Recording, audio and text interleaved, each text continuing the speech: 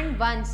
So ಈ binary language ಅಥವಾ ಈ ಮಷೀನ್ ಇನ್ಸ್ಟ್ರಕ್ಷನ್ಸ್ ಏನು ಮಾಡ್ತಾ ಇದ್ದೇವೆ, we are expressing these instructions externally by using the zeros and ones. zeros and ones ಅಲ್ಲಿ ಮಾತ್ರ ಇದನ್ನ ನಾವು ಯೂಸ್ ಮಾಡೋದಕ್ಕೆ ಸಾಧ್ಯ. ಸೊ zeros and ones ಅಲ್ಲಿ ನಾವು ಇನ್ಸ್ಟ್ರಕ್ಷನ್ಸ್ ನ ಪ್ರೊವೈಡ್ ಮಾಡಬೇಕು. Okay, so here as general programmer come across many difficulties such as remembering such a large sequence of zeros and ones. It is very difficult to the programmer, is it? So ಇಲ್ಲಿ ಒಂದು instruction ಅಂದ್ರೆ ಹೇಗೋ ನೆನ್ಪಿಟ್ಕೋಬಹುದು, ಎರಡು ಅಂದ್ರೆ ಹೇಗೋ ನೆನ್ಪಿಟ್ಕೋಬಹುದು, thousands lakhs together instruction ಅಂದ್ರೆ it is highly difficult for the programmer. So what we are doing, so it is very difficult to the programmer to write the instructions in the machine instructions, and it is very difficult to debug ಅಂತಂದ್ರೆ ಅದರಲ್ಲಿ instructions ಅಲ್ಲಿ programmes ಅಲ್ಲಿ ಏನಾದ್ರು errors ಆಯ್ತು, ತಪ್ಪಾಯ್ತು, errors is nothing but mistakes, ಏನಾದ್ರೂ mistakes ಆಯ್ತು ಅಂದ್ರೆ ಡಿಬಗ್ ಮಾಡೋದು ಮೀನ್ಸ್ ಅದನ್ನ ಎರರ್ ಕರೆಕ್ಷನ್ ಮಾಡೋದು ಕೂಡ ತುಂಬಾ ಕಷ್ಟ ಆಗುತ್ತೆ. So what we are doing, it requires a lot of experience and knowledge about the internal architecture of the system. So ಅದೆಲ್ಲ ಮಾಡಬೇಕು ಅಂದ್ರೆ so there should be a lot of knowledge, lot of patience and lot of time we need. Okay, so for that in spite of all these odds, so istella difficulties agutte anta helbittu it is the fastest because no translation is required and we can program each bits and bytes, but it is fast ಆಗುತ್ತೆ. ಅಲ್ಲಿ ಏನು translators use ಮಾಡೋದೇ ಬೇಕಾಗಿಲ್ಲ, machine instructions ನಾವು direct ಆಗಿ ಬರಿತಾ ಇದೀವಿ ಅಂದ್ರೆ ಡೈರೆಕ್ಟ್ ಆಗಿ ಪ್ರೊಸೆಸ್ ಆಗ್ತಾ ಹೋಗುತ್ತೆ. Yes, it is the fastest but it is very difficult to debug, it is very difficult to write the program. Getting? Yes. So if we take the example addition of two numbers anta eno ಒಂದು program ಬರೆದ್ರೆ, so there will be only the zeros and ones. Okay, so that is 0 0 0 1 1 0 0 1 1 0 0 0. So ಇಲ್ಲಿ ಇದು load the data, ಏನು ಡೇಟಾನ load ಮಾಡುವಂತ ಒಂದು instruction ಬರ್ದಿದ್ದೀರಾ. So next ಅದೇ ತರ ಇಲ್ಲೊಂದು ಇನ್ಸ್ಟ್ರಕ್ಷನ್ ಬರ್ದಿದ್ದೀರಾ 0 0 0 1 1 0 0 1. ಸೊ ನೆಕ್ಸ್ಟ್ ಇಲ್ಲಿ ಆಡ್ ದ ಕಂಟೆಂಟ್ಸ್ ಅನ್ನೋದಕ್ಕೆ ಒಂದು ಇನ್ಸ್ಟ್ರಕ್ಷನ್ ಬರ್ದಿದ್ದೀರಾ.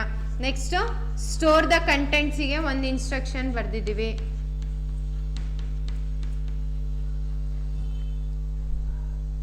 And stop.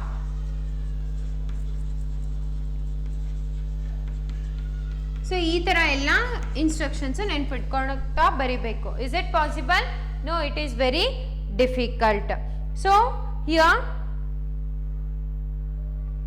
ಇಲ್ಲಿ ನಾವು ಬಿಟ್ಸ್ ನಲ್ಲಿ ಮೋಸ್ಟ್ ಸಿಗ್ನಿಫಿಕೆಂಟ್ ಬಿಟ್ ಅಂತ ಕರಿತೀವಿ MSB, ಇದನ್ನ ಲೀಸ್ಟ್ ಸಿಗ್ನಿಫಿಕೆಂಟ್ ಬಿಟ್ ಅಂತ ಕರಿತೀವಿ LSB, ಲೀಸ್ಟ್ ಸಿಗ್ನಿಫಿಕೆಂಟ್ ಬಿಟ್, ಲೀಸ್ಟ್ ಸಿಗ್ನಿಫಿಕೆಂಟ್ ಬಿಟ್.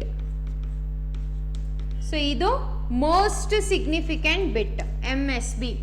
ಲೆಫ್ಟ್ ಸೈಡ್ ಅಲ್ಲಿ ಇರೋದು ಮೋಸ್ಟ್ ಸಿಗ್ನಿಫಿಕೆಂಟ್ ಬಿಟ್, ಲೆಫ್ಟ್ ಸೈಡ್ ಅಲ್ಲಿ ಇರೋದು ಮೋಸ್ಟ್ ಸಿಗ್ನಿಫಿಕೆಂಟ್ ಬಿಟ್, ರೈಟ್ ಸೈಡ್ ಅಲ್ಲಿ ಇರೋದು ಲೀಸ್ಟ್ ಸಿಗ್ನಿಫಿಕೆಂಟ್ ಬಿಟ್.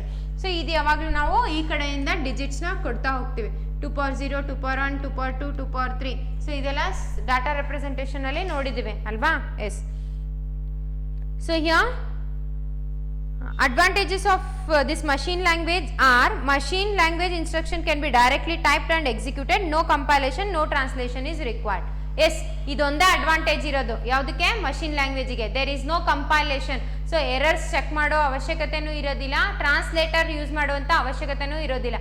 ಸೊ ಇದನ್ನ ಡೈರೆಕ್ಟ್ ಆಗಿ ನಾವು ಪ್ರಾಸೆಸ್ ಮಾಡ್ಬೋದು. Okay, yes. What is the disadvantage? So disadvantage is that so the machine language instructions are machine dependent and it is difficult to program, modify and debug the errors. It is difficult to write the program, it is difficult to modify the program and it is difficult to debug the program. Debug is nothing but getting recovery from the mistakes. ಏನೋ mistakes ಆಗಿದೆ ಅಂದ್ರೆ ಅದನ್ನ recover ಮಾಡೋದು ತುಂಬಾ ಕಷ್ಟ ಆಗುತ್ತೆ. Okay, so these are the disadvantages. Okay, so the next is assembly language. So assembly language ಅಂದ್ರೆ ಏನು?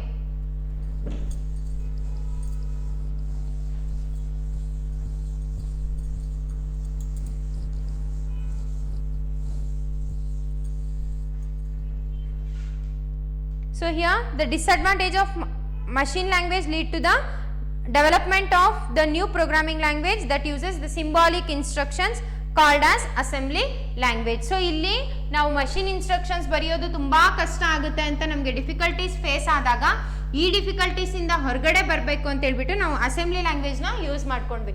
So this assembly language uses the assembly instruction. So ಇಲ್ಲಿ ಸಿಂಬಾಲಿಕ್ ಇನ್ಸ್ಟ್ರಕ್ಷನ್ಸ್ ನ ಯೂಸ್ ಮಾಡ್ತಾ ಇದೀವಿ. Symbolic instruction. So symbolic instructions ನ ಯಾವ ತರ represent ಮಾಡ್ತೀವಿ? So here example add for the addition. So ಈ ಆಡ್ ಅನ್ನೋದು ಕೂಡ ಮಷಿನ್ ಲ್ಯಾಂಗ್ವೇಜ್ ಅಲ್ಲಿ ಎಕ್ಸ್ಪ್ರೆಸ್ ಮಾಡಬೇಕು ಅಂದ್ರೆ ನಾವು ಝೀರೋಸ್ ಅಂಡ್ ಒನ್ಸ್ ಎಲ್ಲ ಬರಿತಾ ಇದ್ವಿ ಅಲ್ವಾ. ಬಟ್ ಇಲ್ಲಿ ಆ ಝೀರೋಸ್ ಅಂಡ್ ಒನ್ಸ್ ಬಿಟ್ಟು ನಾವು ಆಡ್ ಸಬ್ಟ್ರಾಕ್ಟ್ಗೆ ಸಬ್ ಅಂತ ಬರಿತಾ ಇದ್ವಿ, ಮಲ್ಟಿಪ್ಲಿಕೇಶನ್ಗೆ MUL ಅಂತ ಬರಿತಾ ಇದ್ವಿ. Next store STA, halt means stop ಆಗೋದಕ್ಕೆ ಹಾಲ್ಟ್ ಅಂತ. ಈ ತರ ಸಿಂಬಾಲಿಕ್ ಇನ್ಸ್ಟ್ರಕ್ಷನ್ಸ್ ನ ಯೂಸ್ ಮಾಡ್ತಾ ಇದೀವಿ in assembly language. So these symbolic instructions are called as mnemonics.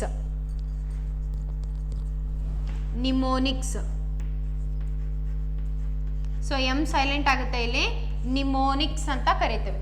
Okay, so the symbolic instruction code of machine language.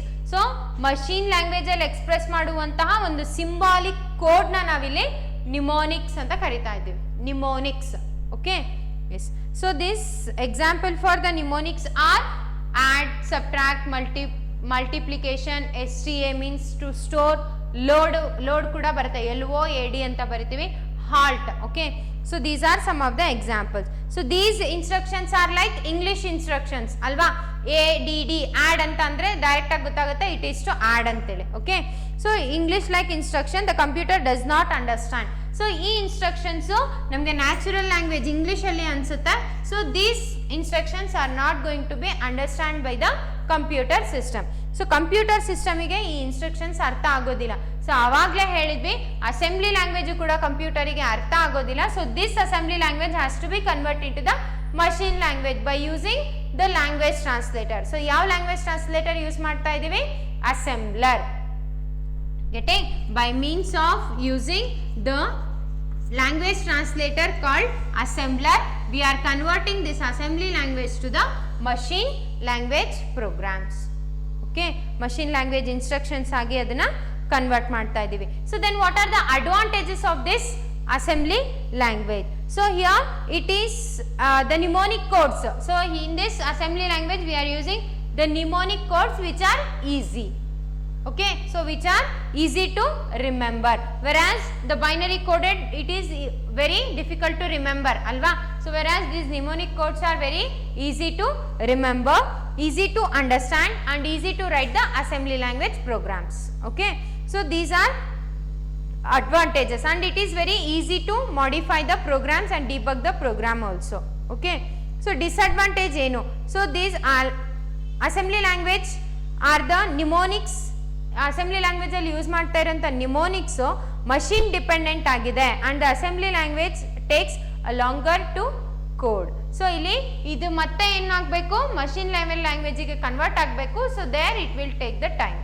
So machine language ಅಲ್ಲೇ ಬರೆದ್ರೆ ಅಲ್ಲಿ ಟೈಮ್ ಜಾಸ್ತಿ ತಗೊಳ್ತಾ ಇರಲಿಲ್ಲ ಅಲ್ವಾ? ಎಕ್ಸಿಕ್ಯೂಷನ್ ಅಲ್ಲಿ ಡೈರೆಕ್ಟ್ ಆಗಿ ನಾವು ಅದನ್ನ ಎಕ್ಸಿಕ್ಯೂಟ್ ಮಾಡ್ತಾ ಇದ್ವಿ. ಬಟ್ ಇಲ್ಲಿ ಅಸೆಂಬ್ಲಿ ಲ್ಯಾಂಗ್ವೇಜ್ ಅಲ್ಲಿ ಬರೆದ್ರೆ ಈ ನ್ಯೂಮೋನಿಕ್ ಕೋಡ್ಸ್ ನ ಏನ್ ಮಾಡಬೇಕು? ಮತ್ತೆ ಕೋಡಿಂಗ್ ಮಾಡಬೇಕು to the machine language. So there it takes the time. So this is the disadvantage of the assembly language. Okay, so here assembly language is a symbolic language in which mnemonics are used to code the operation and characters are used for address. Okay, so this is all about the low level language. So idu low level language ಬಗ್ಗೆ ಆಯ್ತು. machine language ಮತ್ತೆ assembly language ಅರ್ಥ ಆಯ್ತಲ್ಲ? Yes, so low level languages we have discussed in this class. So in the next class we will discuss with the high level language. Okay, so in the today's class we have discussed about the types of software definition and the different types of softwares we have discussed along with the computer languages we have discussed. In that the two types of languages, computer languages are there, that is the machine level language and the assembly level low level language and the high level language. In that the low level language are again categorized into two types, that is the machine language and the assembly language. Okay, so in the next class we'll discuss about the high level language. Okay, we'll continue in the next class. Thank you.